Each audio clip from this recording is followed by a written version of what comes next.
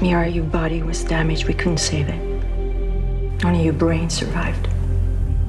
We made you a new body, a synthetic shell.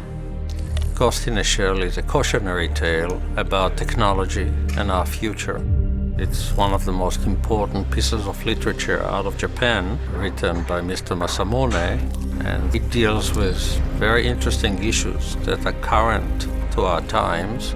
The journey to find one's true identity, the feeling of isolation as part of the human experience, and then the subsequent connectivity that we all share in unexpected ways. These kind of themes are always relevant. We're taking something that a lot of people have identified with. This is a part of their culture and their history. And now with our version, 20 years later, we're trying to honor it. As a filmmaker, it's great to start from something that inspires you, and so many of those images were a great cornerstone for us taking on that legacy, and I think to see that world imagined is pretty spectacular, and I think we've created a universe that hopefully people haven't seen before.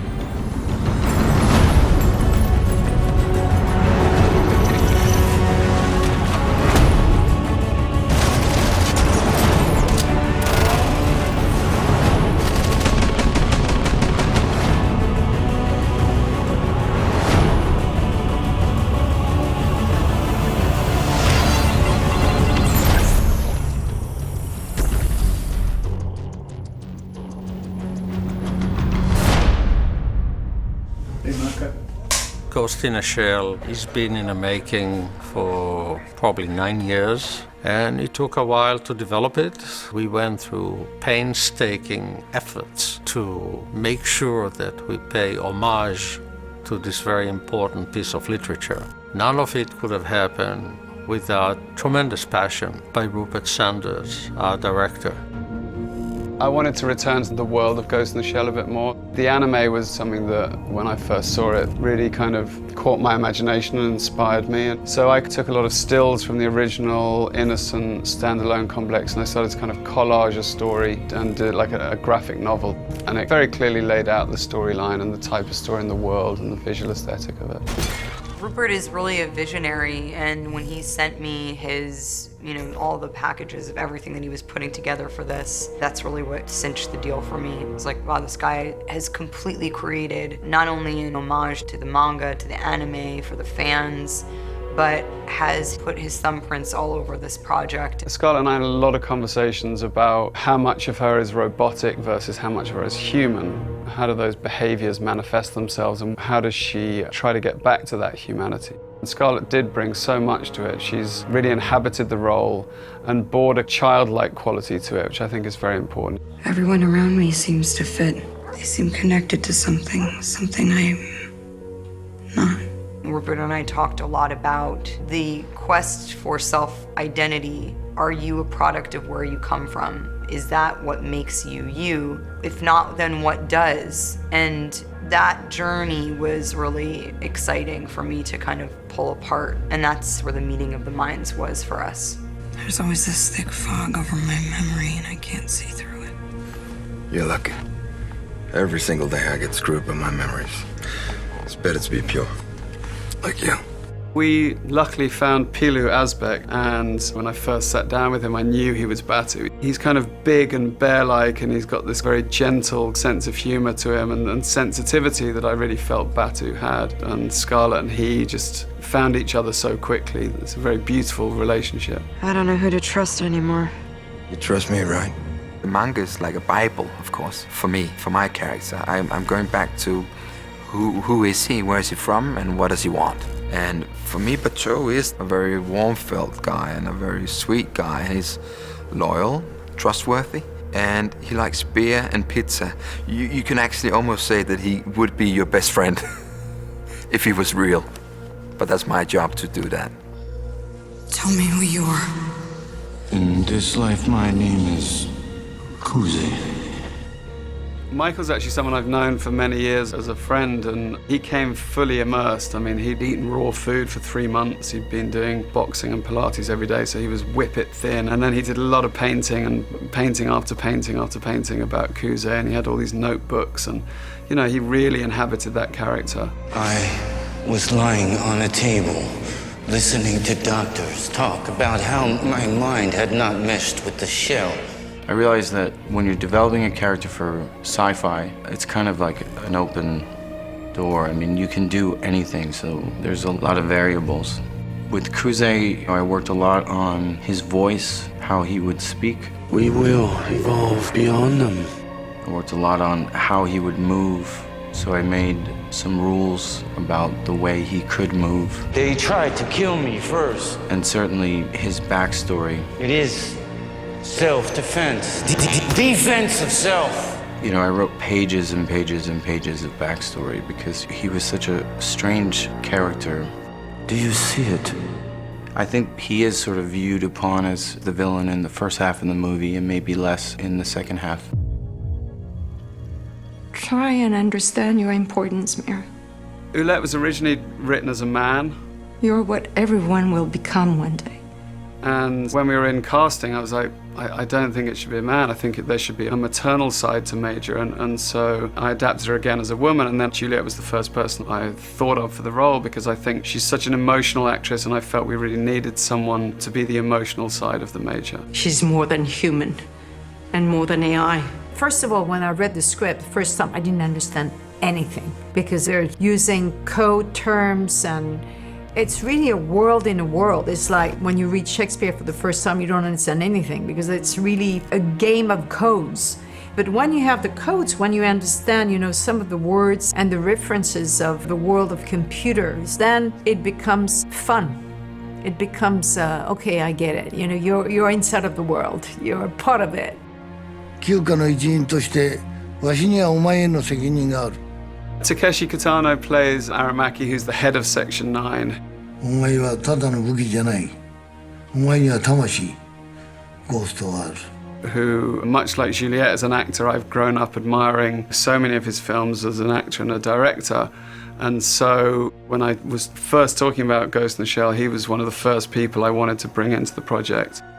この原作はかなり評判になった原作で、アニメはやってるけども、実際の映画で作るっていうことに対しては、自分の友達もみんな期待してて、まさか俺だと思わなかったっていうのがあって、だけど決まった瞬間にみんな驚いてたね。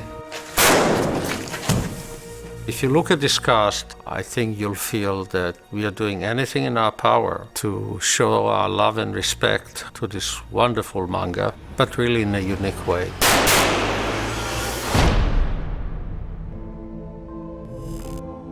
Pretty much everything was shot in Stone Street Studios in Wellington, New Zealand, which was built by Peter Jackson as he did The Lord of the Rings and The Hobbit. It's quite cleverly set up. Because we did have some success at the end of last week where one of the team managed to extract the whole skeleton and get it not to a printable level, but close. Our relationship with New Zealand in this movie started with Richard Taylor and What a Workshop. His design approach, his love of anime meshed in quite naturally with Rupert's ambitions for what this movie was going to be. She feels somehow too harsh and too almost puppet-like. Working with the production designer Jan and the art director Richard, and of course under the very watchful and visionary eye of Rupert, we had the great fortune of being there right at the very beginning to offer concept art and specific design for so much of the film. In filmmaking, you do touch technology, science, and art, and he's one of the people who kind of crosses all of those. And it just seemed like he was someone I really wanted to be involved with and have his team work on the film. This is all kind of fashion, I think. This is like, how do I, with new technology? So we developed this brain trust of 8 to 12 guys and girls who were the conceptors, along with my 3 guys here, Vitaly Bulgarov, Maciej Kuchara, and Ash Thorpe. And we had these daily meetings where we'd throw work on the wall and we'd have a magic marker and we'd start to draw and talk about and understand parts of the world. And then you end up from reams of images on walls to just a simple strip that says, okay, we're going to build that, and that.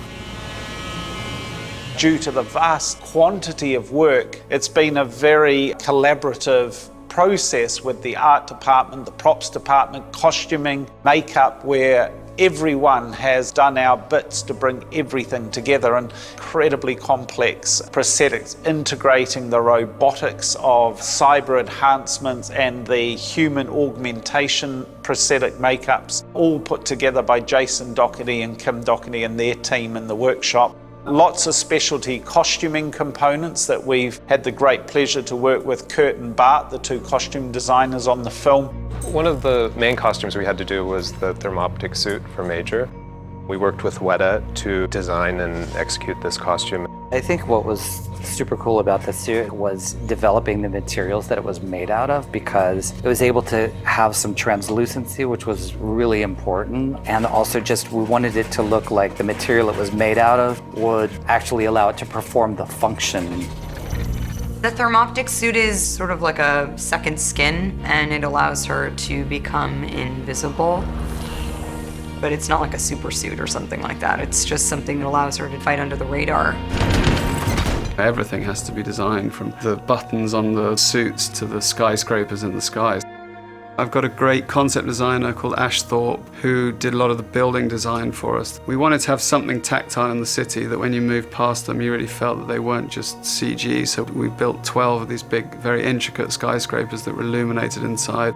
The world building, the solograms, something that I coined the phrase to create these solid holograms that exist in the cityscape. So all of those had to be shot and designed. We employed the services of Digital Air, a company out of Switzerland that brought in a 80-camera array, and they created 3D virtual objects, much like holograms. So you can completely walk around them, and they're in motion. So when you see these characters on the buildings, they're not animated. These are real action characters that make it look like advertising billboards of the 21st century. And we built these things called ghost cams, which are these long kind of journeys through the cities. And they're really the way you see the world. I didn't want just a floating camera that showed itself off. I was interested in exploring the city and ending in something. So the first one that you see is when the Major's on the rooftop. And we travel, through the city, through the canyons of Hong Kong. We rise up over the hotel and we drive into her back, and then we wrap around and we reveal her face for the first time as the Major. This is Major. I'm on site. Hey guys, everybody here, just clear out for this one so we can see what we've got. So I think you just try and design your best opening, because you know people are going to either get hooked in early on or they're not. Action! And I think it's a good opening because it's iconic to the Ghost in the Shell franchise, and you come into an environment, a strange banquet hall with illuminated tatami mattings, and Major's on the roof but she's not in action yet. A lot of the strands are starting to pull together in it. Gentlemen, excuse me, I think you have the wrong... Hallway, 6 men, shots fired. I'm going in.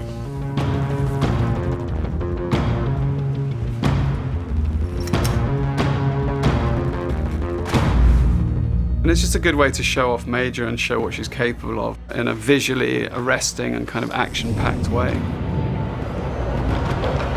It wouldn't be Ghost in the Shell without the crazy fight sequences and gunplay.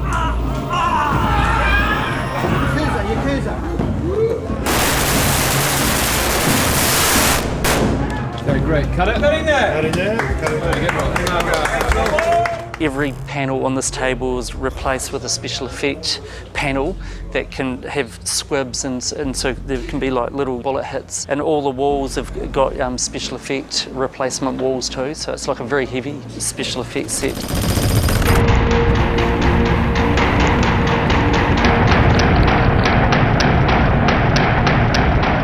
Rupert called me in. By that stage, he'd had a lot of weapon designs done. I had to go through with him from an armourer's perspective of what would physically work from the designs, because we have to take a base weapon and then clad it to make it work. So I took his designs, worked with him on that, showing him what would work and what wouldn't work, and try and make it as close to the design as possible. Guns! Lots of guns! There was little things that as a fan I was obsessed with, like the Uzis coming out of briefcases that drop away, just leaving the handle of the gun. Major has a Thermoptic Pistol, which we created to go along with her Thermoptic look. It's It's based around a Glock 17 9mm pistol, and that's the one that turns invisible as she goes invisible. 3, 2, 1, go! The rules of Ghost in the Shell are very different from a contemporary action piece. First of all, the physical bodies of our characters, especially Major, can do so much more. She can run faster than we can, jump higher, fight better, all of those things, but it's not in a superhero sense.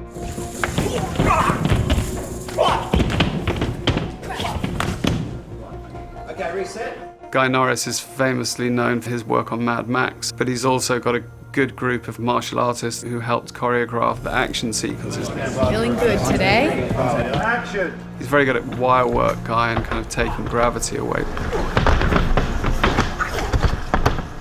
Perfect. And frame advance? What I really like to do in all the films I'm involved in is to put the actor as front and centre in the action as we possibly can. Go! In our case, we were very fortunate to have Scarlett 6 months out from shooting. Scarlett underplays her abilities a lot. She is way more physical than we imagined she would be. So we've been able to use her a lot in her own action sequences. Did my foot not plant in the right spot? She has a work ethic second to none. And she's so hard on herself she can't get it the first time. I said, Scott, I've been doing this 50 years and I'm still learning. Like that kind of posture? That's good. Okay. And she'll do those extra 20 to 30 reps because she's still after that excellence.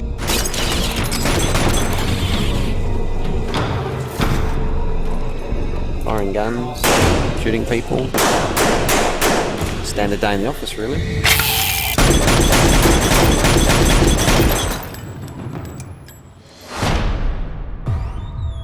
Major, this way. I think the great thing for me about the film visually is that every scene you go to somewhere different. You never kind of stay in a world you're familiar with. It keeps changing. It's a city that has a wide variety of cultures, and the Yakuza bar was a place to reflect that. And we needed a really diverse-looking cast, and we found it all here in New Zealand. Because the Yakuza bar is a very big scene with a lot of people in it. See, I get my character Tony, get lots of minions. He's got a whole gang of people who are enhanced and they're looking freaky and cool. My friend had some mech work done here, industry stuff. We don't do mech work here. Nightclub scenes are hard to do. You've got to create something that's a bit more distinct and unique. So we had this very kind of like 80s neo-romantic feel in there. I'm in. We're shooting the private room fight, which is this amazing routine that goes for nearly a minute while she's entirely handcuffed to the dance pole. I wasn't built to dance. See that? See, get the jowls. I didn't have to do anything. This fight we're doing is in this little Yakuza bar, this pole fight, we like to call it, against some Yakuzas. She's doing 100% of that fight. Right Yeah. Go down. Yeah. Here, turn. Wow. And Then I have to go to the side. Remember back, I and you did got that. to move your left foot and then your right foot. We've got this. We've been practicing for months. Because the physicality is such an important part of this character, I've been really married to the idea of being able to do everything. And I feel that I now have a set of skills for life. We're just saying that she's that one level above what humans are capable of. But it's not a superhero character that she can jump 30, 40 or 50 feet, but she might be able to jump 6 to 8 feet. So then that wire work just actually gives us that little bit more punch. You want to see it and almost go, hey, a person could actually do that if they were strong, fast and flexible enough. I thought it would be funny if I could do all of my stunts myself. And up until now, I've done it. So that's been pretty awesome. I'm very fast. I have a big scene in the middle of the film where I'm fighting in a bar. I must admit, I was a little bit afraid sometimes. Ready, and Tony!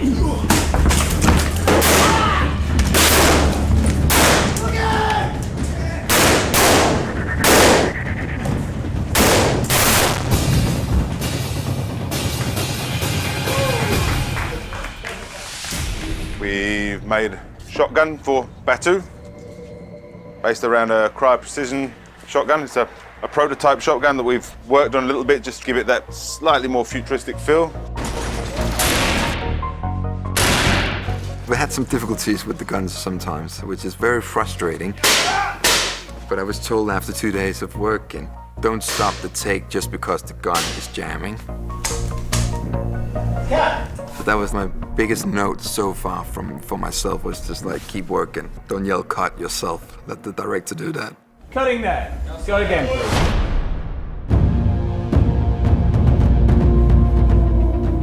Ready, and action.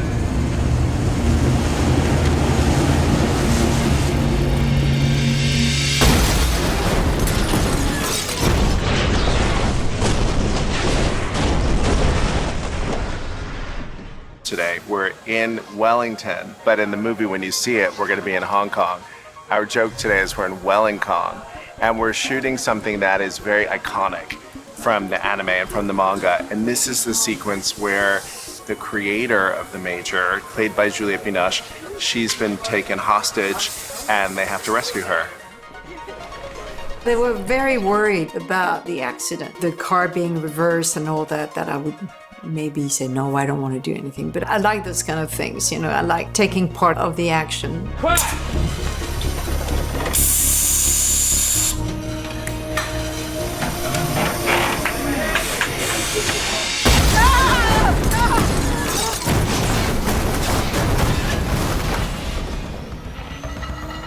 The trash truck exterior was done in Wellington, where we used as much of Wellington as we could, and we augmented digitally with set extension. What visual effects will do is take anything from the street level, and then we're doing vertical set extensions. But it was great that Wellington let us own that street, so we were able to get what we needed.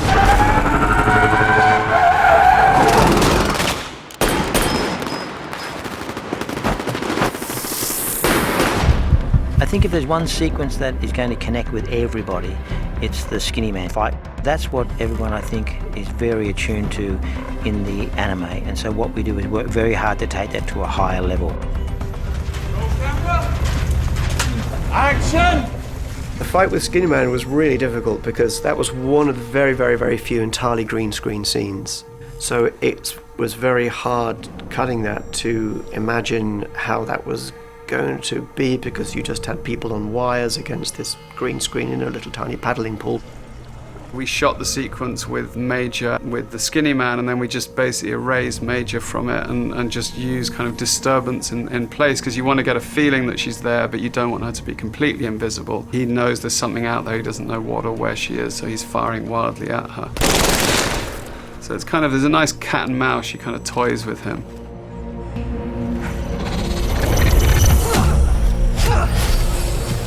When you break it down, there's really 3 or 4 moves that Major does on the skinny man, and so we were able to use a lot of elaborate wire work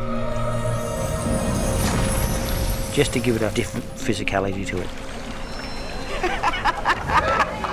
The stunts were incredible. The stunt team here, Guy Norris and his team, are incredibly skilled and experienced and very giving in their time and patience. And they took me through the stages and started me off small and worked me up into some of the biggest stunts in the film. Go! Oh. Yeah. Guy Norris, he was very good at being able to spin him and hold him in the air and make the landings look brutal. And trained Scarlett for the fight, and she's very good in that. When she comes and bears down on him and punches him on the first take, she probably punched him like 8 to 12 times. People were rushing in after she stepped away from him because they thought that she had actually knocked him out. She's just really good at pulling punches. She really sells it.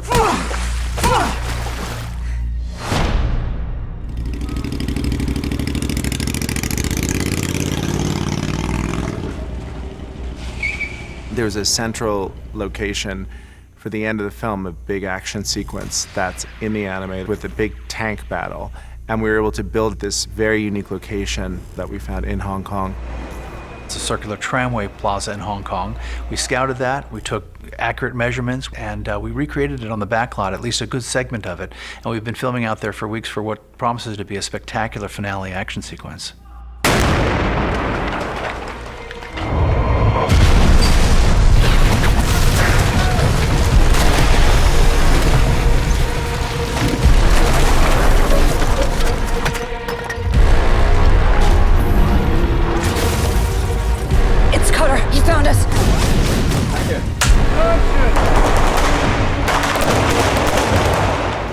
There's a really nice kind of knitting of special effects, visual effects, prosthetics, design, wardrobe. That's to me when filmmaking becomes its most exciting, because you're immersed in the world personally, so you can understand how you want to see it. 3, 2, 1, go!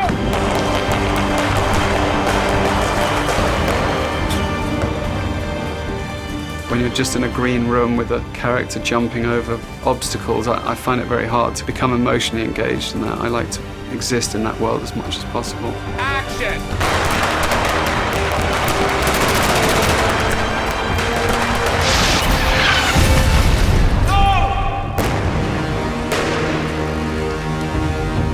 Cut! Very good, lads. Her rage in that scene is a rage against everybody who's ever done her wrong in a weird way. You know, she's fighting the tank, but she's fighting Hanka, she's fighting Kata, she's fighting Alette. Which ultimately becomes self-destructive in the process of trying to stop this thing. That's a very powerful moment, I think, when her anger and rage are such that she pulls her own body apart, trying to express herself. It's been exhausting and really empowering to be able to be as physical and able as I have been on this film. I've been able to really handle the weapons, complete every fight, do all the wire work, and really with the support of the stunt team guiding me, it's really been something else.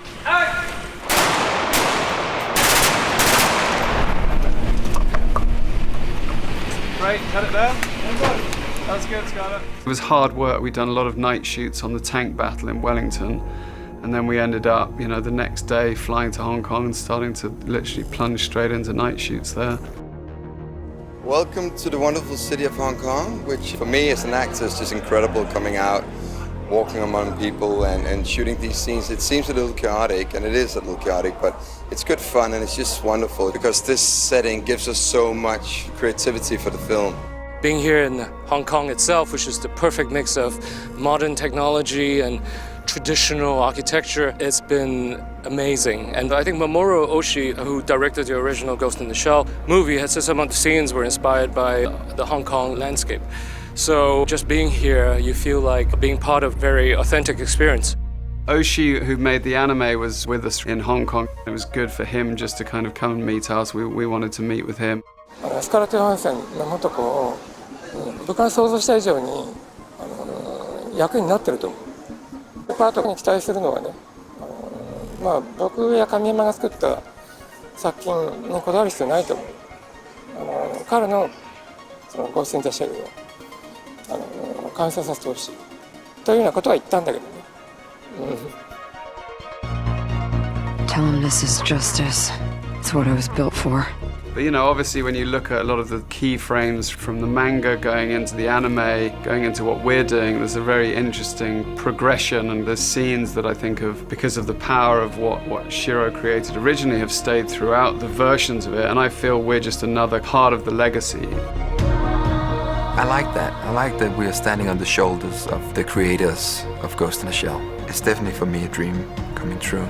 This experience has been like nothing else I've ever had before. It's really been all-encompassing, and I feel I've taken on this character in a way that was very unexpected.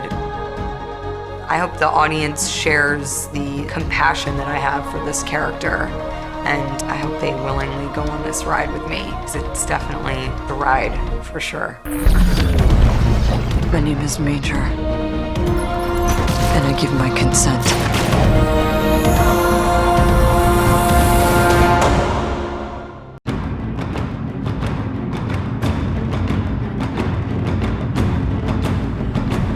Section 9 is a cyber crime unit that's put together to take on highly advanced cyber criminals and terrorists. Probably the most feared crime in the world is hacking, and it's getting more and more sophisticated and therefore more and more dangerous. In order to protect us, we need some very, very special warriors.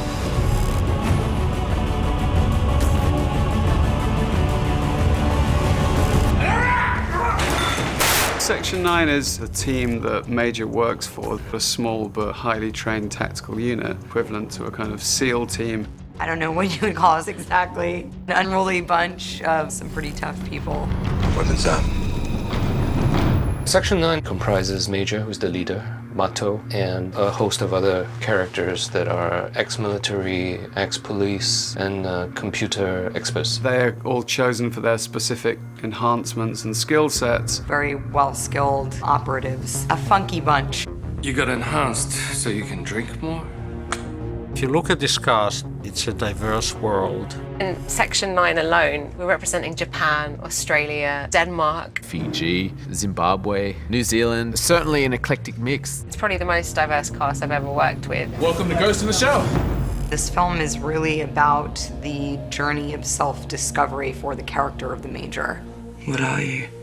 The Major is tasked with trying to track down the villain who has hacked into a group of Hanker scientists and stolen data from their brains. And so her and her team, Section 9, go down this road of trying to find who this guy is. A message was left at each of the crime scenes by someone identifying himself as Kuze.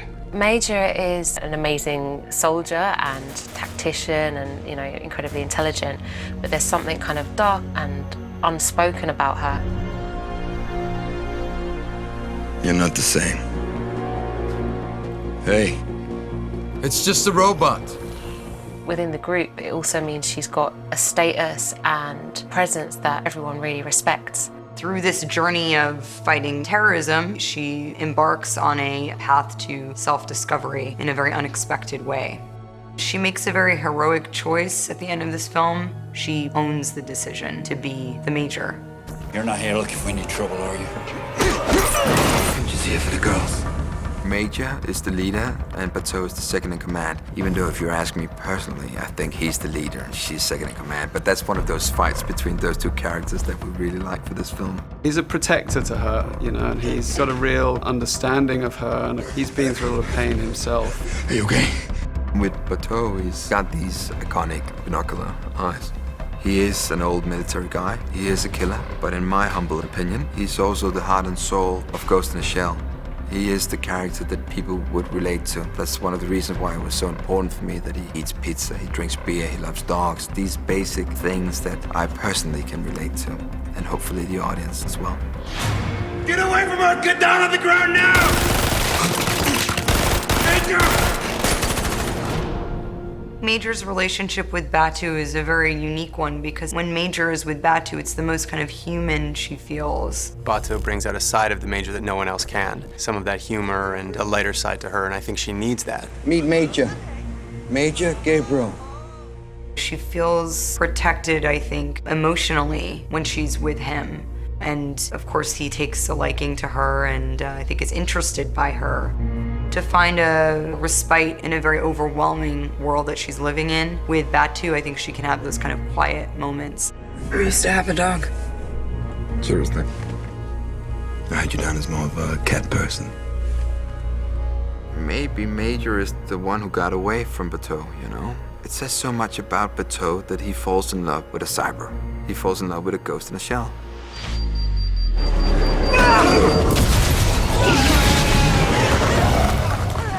It was a big gift for the film that Takashi wanted to play Hamaki. 役は荒牧という公安休暇のボスです。映画自体が近未来の設定なんだけれども、心っていうか元々の人間らしさというオリジナリティの喜怒哀楽を進化した近未来にあんまり適合してないっていうかね。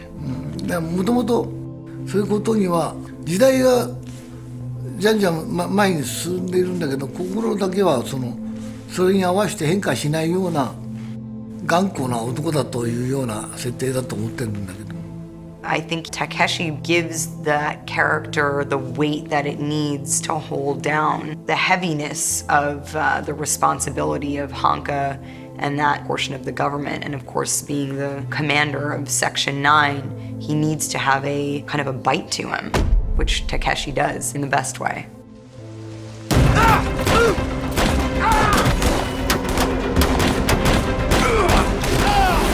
Takeshi-san comes from a Japanese acting tradition, which is very different from a Danish one, where we are very expressive, we are very verbal. You can almost call him the Asian Clint Eastwood.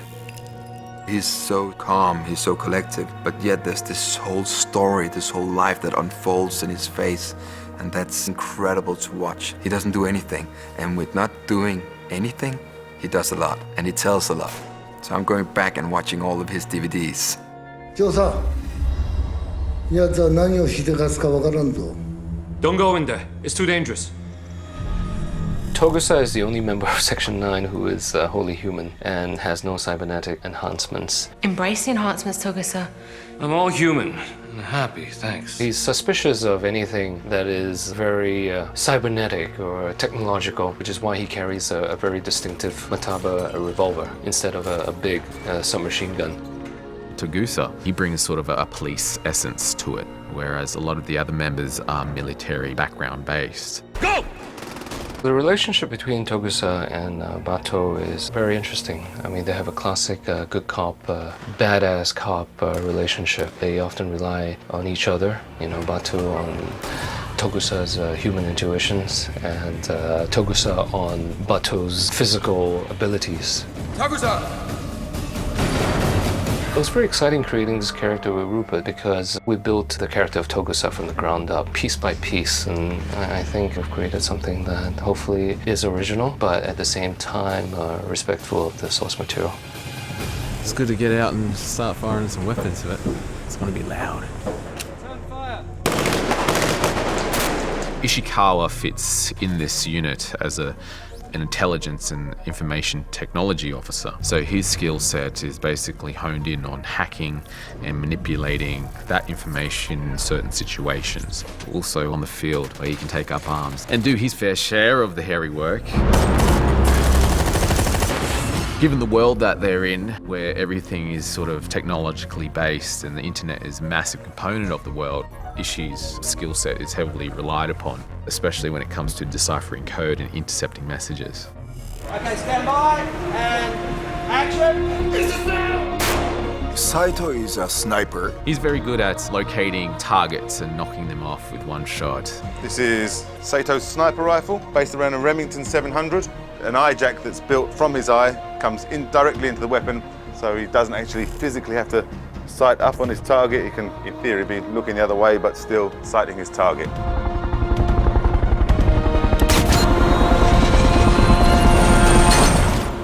Little lens fell out, man. The party can't go on. No. My character Boma is originally listed as a security and explosives weapons expert. My character served in the Japanese Defense Forces. I like to think that he leads from the back. The telltale signs for Boma is that he's got prosthetic eyes, pretty much just like Bato. And also he's got enhanced strength. So he's full mecha, as they say, full mechanical body. He's the biggest guy in Section 9.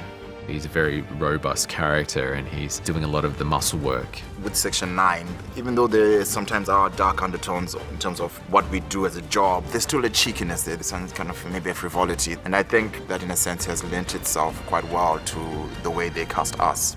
Find your way. Now. She's in transit. Her comms are down.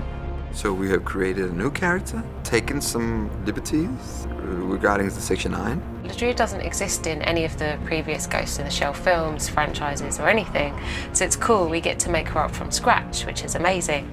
Rupert and I work together discussing the character, where she might be from, what her history might be and how she ended up here. He's in there. This cube is secure. The lie detector. He must have hacked in that way. We should uplink to the machine, trace the code, get a lock on his location. Do it. She's the only other girl in that crew, so she's got to hold her own. When it comes down to it, she will shoot you and ask questions later. She's that kind of girl. Ladria is very zippy and fast, so she gets in and gets the job done very quickly on enemy threats. She'll sneak behind and provide weapons if someone's on a mission. You tooled up? Yep. Target's the basement. I'll lead. Hey, one more. Last one. You can do it. Every day, all of Section 9 do training. We do physical training to get us all in shape. And then we also have a weapons trainer and stunt people work with us. So we've learned hand-to-hand combat and knives and working with machine guns and pistols and grappling with an enemy and all that kind of stuff. I'm looking forward to doing all these action bits together where we can fumble around with guns.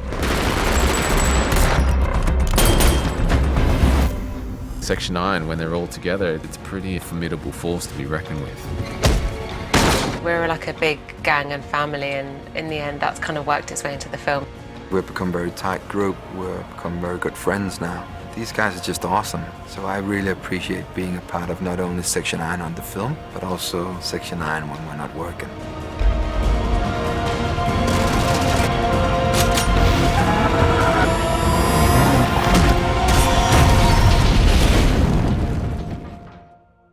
Everyone around me seems to fit. They seem connected to something I'm not. The original Ghost in the Shell starts with a human brain being put into a machine-ape body. And that, to me, as a filmmaker, was an exciting kind of dynamic to explore. What does that brain still think? What does that brain still remember? Can you reprogram a human brain? The movie questions the value of past and memories to define who we are. In becoming so dependent on technology for their own enhancement, humans have sort of forgotten or are losing their sense of self. I actually see something that it's probably gonna be within the next generation. So in my mind, it's a very realistic world. It's extraordinary to think that this film may become the seminal statement on what that integration of humanity and technology really means for us as a human race in this incredible world of Ghost in the Shell.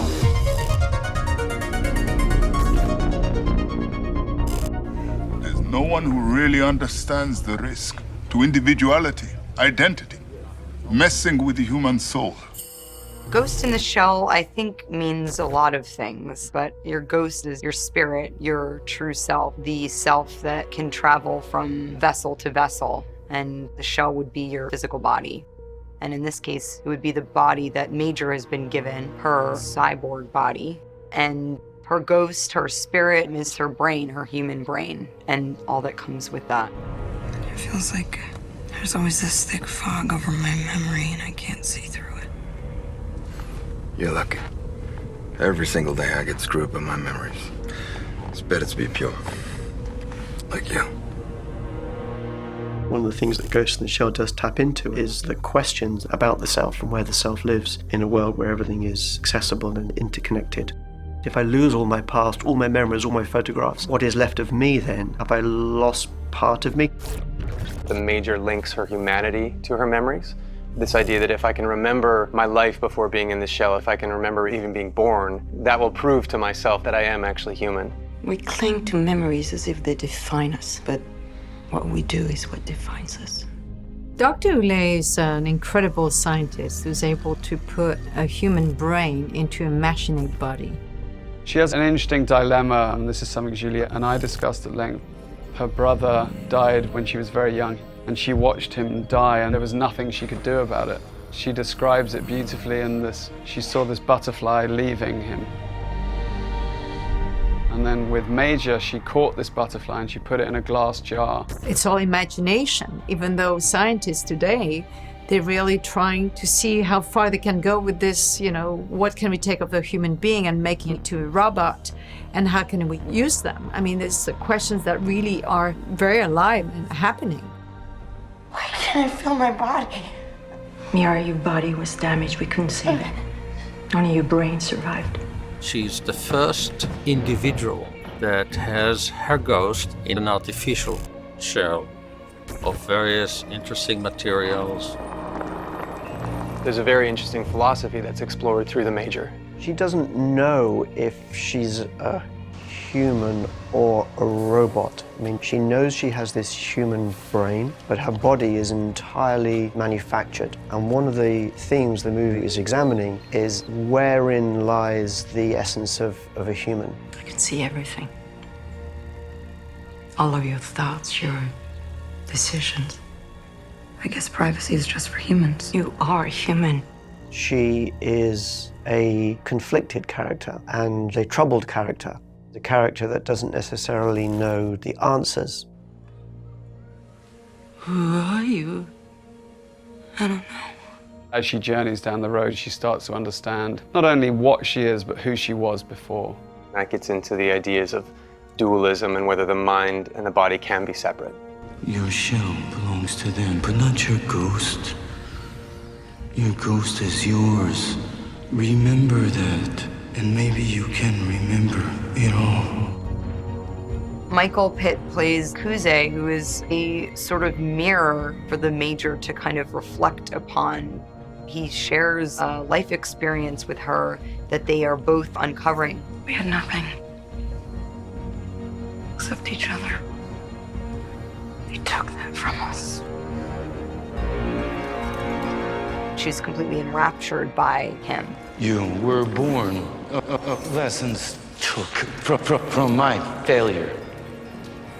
What are you talking about? Sort of inexplicable until she discovers the truth about her own identity and in relationship to his character. And I think he too is drawn to her and her identity, her journey, who is she? What a beauty you are. They have improved us so much since they made me. It's been really intense developing that relationship just because of the depth of it. What is that? I can't remember, but I am haunted by it. Do you see it? Kuze is a combination between the Puppet Master, the Laughing Man, and Kuze, the character from the animated series. They sort of did an integration of these three characters so that the audience can see all the things that they knew, but see it in a different way. Come with me into my network.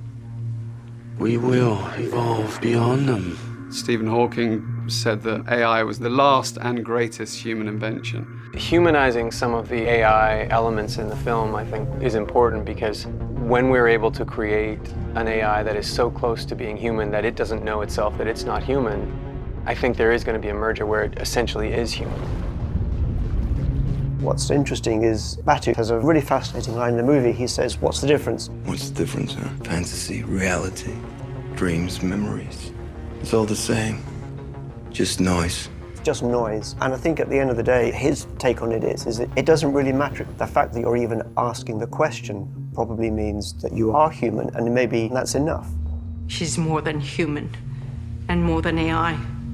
We changed her entire identity, but her ghost survived. The film doesn't really seek to provide too many answers to that, but what it does seek to do is to pose the questions and try to get people to think a little bit about what it means. What is the essence of humanity? Where does it lie? I think this is a question that philosophers have been asking for hundreds and hundreds of years.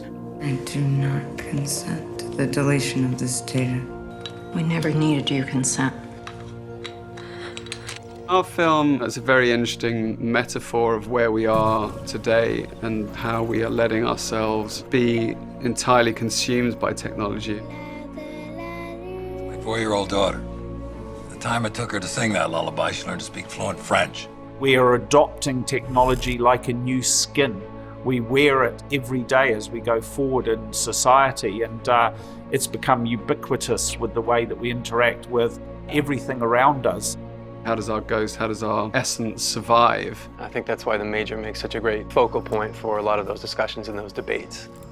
She really does represent the pinnacle of advancement, so she allows us to examine the fears that we have. Hey, sweetheart, you want an upgrade? Move. I have any. Back off! I think there are genuine concerns as technology progresses, as the world moves forward, about being interconnected, and that once everybody is connected, Where does the self lie? Do you lose some of yourself? Do you start to lose control as where your own self ends and the world begins? My parents, the way they died, did that happen? No. Nothing I have is real.